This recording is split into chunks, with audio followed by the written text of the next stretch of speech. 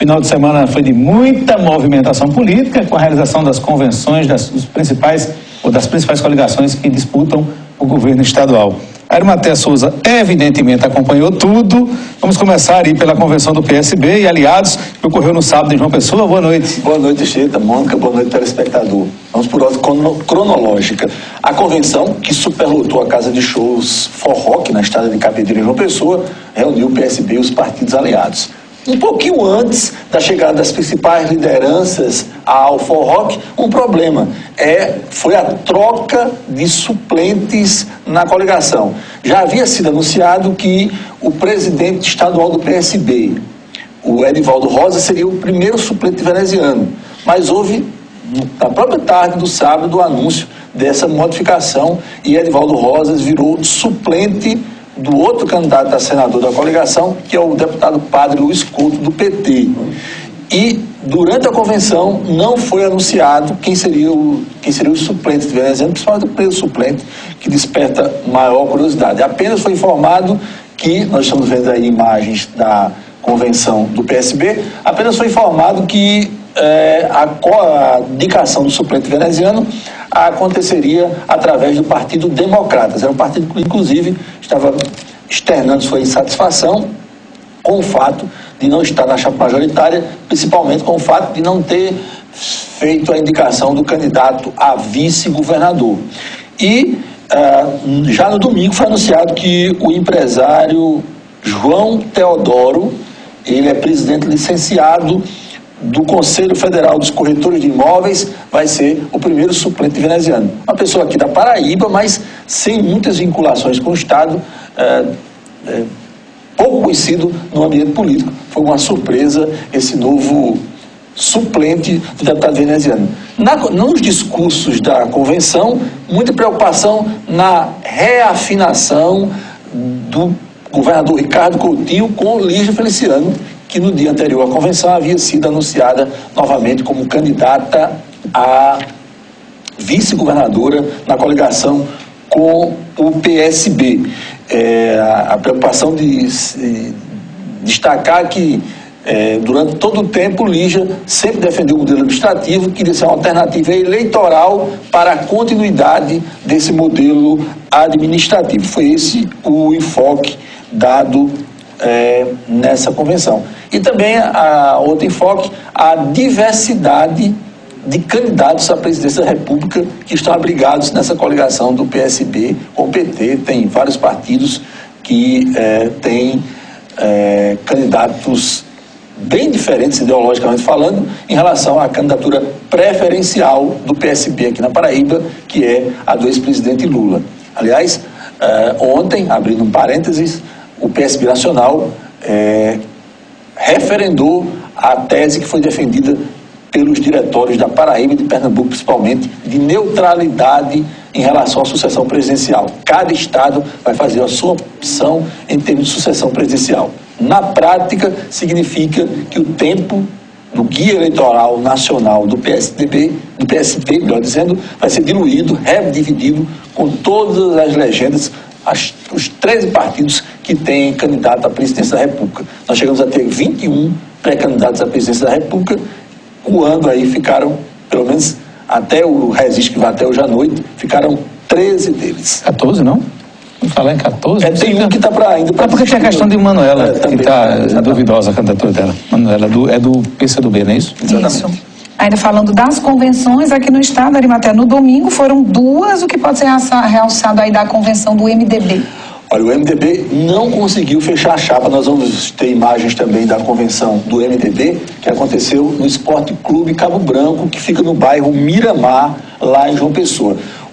O MDB só conseguiu juntar 3 partidos nessa coligação, além do próprio MDB, o PR, do deputado Hélio Roberto, e o Partido Patriotas. Aliás, esse Partido Patriotas, até o sábado, teve briga pelo controle, pela atração desse partido para uma coligação aqui no estado. E salta à vista a dificuldade que terá o MDB em termos de chapa proporcional, principalmente deputado federal. De cara, nós temos apenas 2 puxadores de voto no MDB, nessa coligação do MDB. O Hélio Roberto, que é o presidente do PR no Estado, e o deputado Benjamin Maranhão, que se filiou ao partido no mês de abril último. Outro sintoma de dificuldades para a formação de chapa é o fato de o MDB não ter lançado os 2 candidatos ao Senado. Apenas o ex-governador Roberto Paulino é que foi lançado como candidato ao Senado pelo MDB. No seu discurso, o senador José Maranhão disse que estava com a coligação mais acanhada porque não tinha entrado, abre aspas, no cambalacho das alianças que haviam sido acertadas com negociações espúrias, segundo ele, aqui no estado da Paraíba. Bem duras as afirmações, né?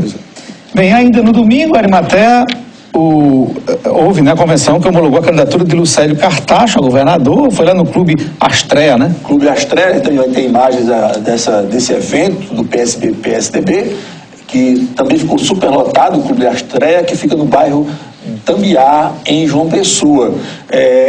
Com a presença, com a visita nessa convenção do Eduardo Jorge, que no final de semana foi homologado como candidato a vice-presidente da República, Eduardo Jorge, que é do PV, na chapa de Marina Silva, do Rede de Sustentabilidade. Nessa coligação também foram anunciadas as suplências do senador Cássio Cunha Lima. Serão Eva Gouveia, ela já havia sido citada para uma suplência, mas vai ser a primeira suplente de Cássio Cunha Lima, na segunda suplência, Isa Rochelas, que é ex-secretária de Ação Social do governo da Paraíba.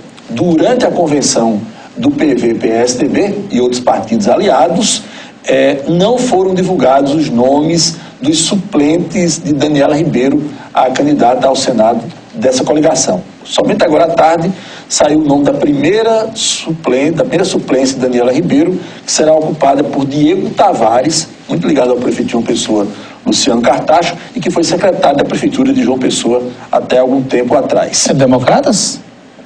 Ele já foi de Democratas. Não sei se ainda está no... Eu acho que ele está no próprio partido do prefeito, PV. E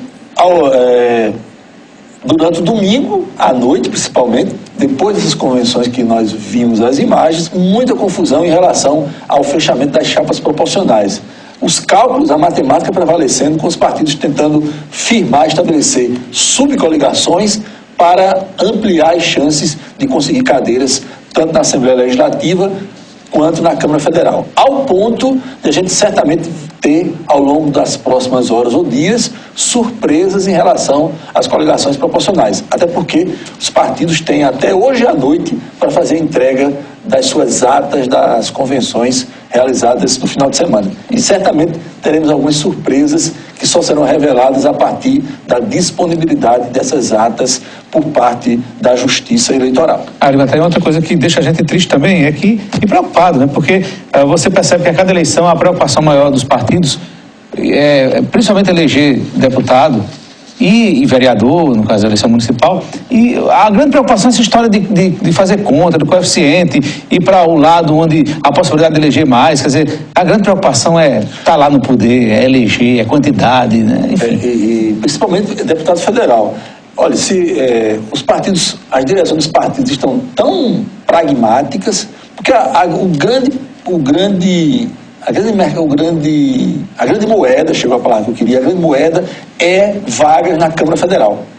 Porque lá a questão do fundo partidário passa por isso, né? Se chegar com alguns presidentes de partidos, oferecer 36 deputados, como é o caso da Paraíba, de um partido só, e na outra mão oferecer um deputado federal, a direção do partido vai escolher um deputado federal, porque é a grande moeda hoje da política nacional, seja para fundo eleitoral, seja para fundo partidário, seja para tempo no rádio e na TV.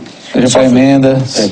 E só as emendas parlamentares e emendas de bancada. E só fechando, ao final dessa convenção PV-PSDB, já no discurso de Lucélio Cartacho, foi anunciado ao público que estava lá a incorporação a essa coligação oposicionista do Partido Social Cristão. Aliás, o próprio presidente do partido, Marcondes Gadeira, chegou ao final da convenção conjunta desses partidos oposicionistas. Estava com também o deputado Renato Gadeira, né? Renato Gadeira. O cientista político Fábio Machado analisou o perfil dos candidatos que vão disputar o governo da Paraíba. Diego Araújo.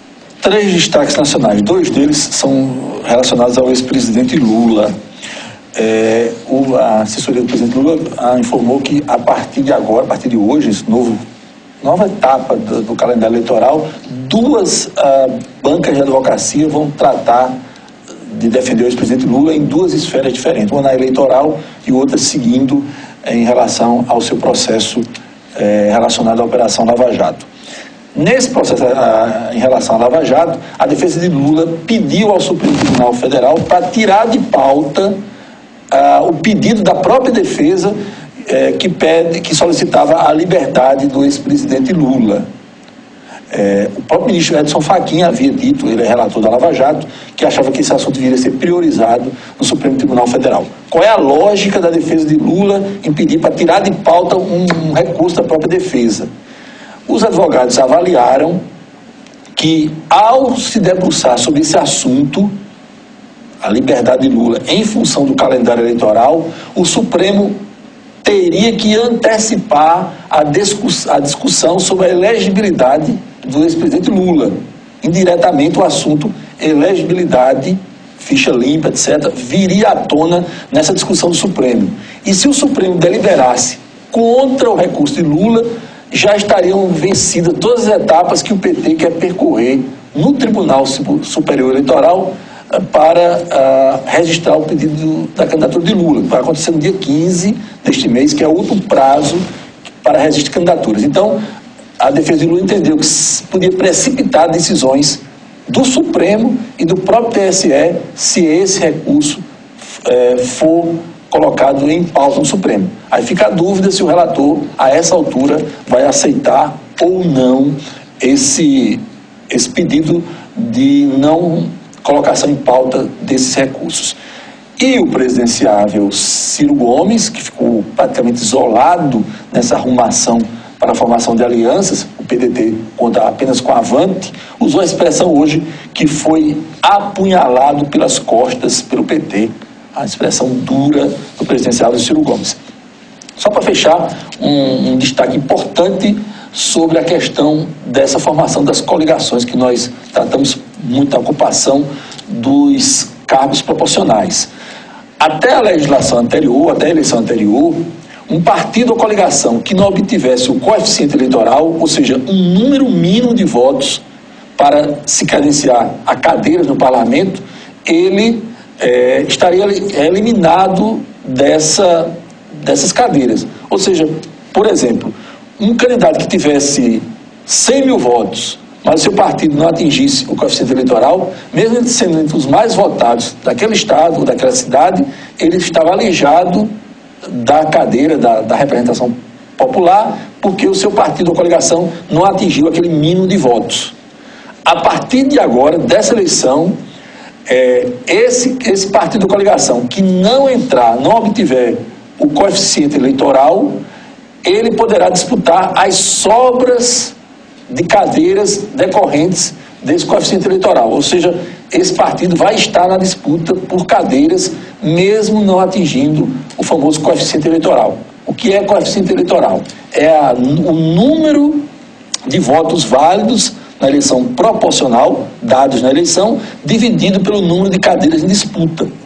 Então, se tem 1 milhão de votos, tem 10 cadeiras em disputa, o coeficiente eleitoral seria 100 mil votos.